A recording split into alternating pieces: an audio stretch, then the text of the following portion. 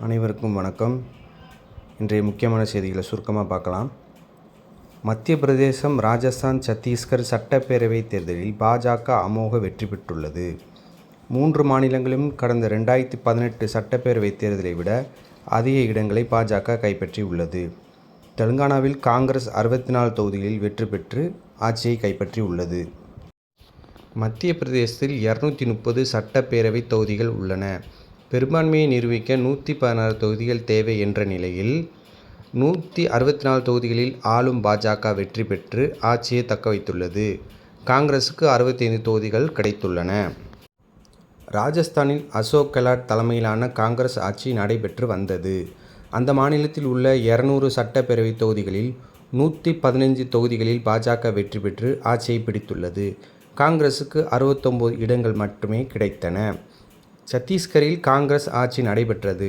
அந்த மாநிலத்தில் 90 சட்டப்பேரவை தொகுதிகளில் 54 தொகுதிகளை பாஜக கைப்பற்றி ஆட்சியை பிடித்துள்ளது. காங்கிரசுக்கு 35 தொகுதிகள் கிடைத்தன.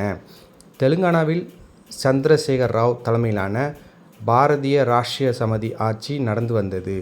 அந்த மாநிலத்தில் 119 சட்டப்பேரவை தொகுதிகள் உள்ளன. 64 தொகுதிகளில் வெற்றி பெற்று காங்கிரஸ் ஆட்சியை கைப்பற்றியுள்ளது.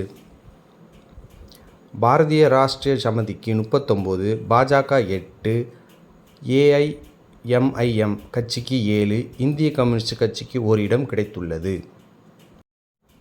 தெலுங்கானா மாநில காங்கிரஸ் கட்சி தலைவர் ரேவந்த் ரெட்டி அவர்கள் தெலுங்கானா மாநில முதல்வராக பதவியேற்க உள்ளார். தெலுங்கானா மாநிலம் உருவாகி முதல் முறையாக காங்கிரஸ் ஆட்சி அமைக்க உள்ளது என்பது குறிப்பிடத்தக்கது. வங்கக்கடலில் நிலவும் மிக்ஜாம் புயல் தீவிர புயலாக வலுப்பெற்று இன்று மாலை சென்னை, திருவள்ளூர் மாவட்டங்களை அடங்கிய வட தமிழக கடலோர பகுதியை நெருங்குகிறது. இதன் காரணமாக சென்னை, திருவள்ளூர், காஞ்சிபுரம், செங்கல்பட்டு ஆகிய 4 மாவட்டங்களில் இன்று அதி கனமழை பெய்ய வாய்ப்புள்ளதாக சென்னை வானிலை ஆய்வு மையம் எச்சரித்துள்ளது. பரபரப்பான அரசியல் சூழலில் நாடாளுமன்ற குளிர்கால கூட்டத்தொடர் இன்று தொடங்க உள்ளது.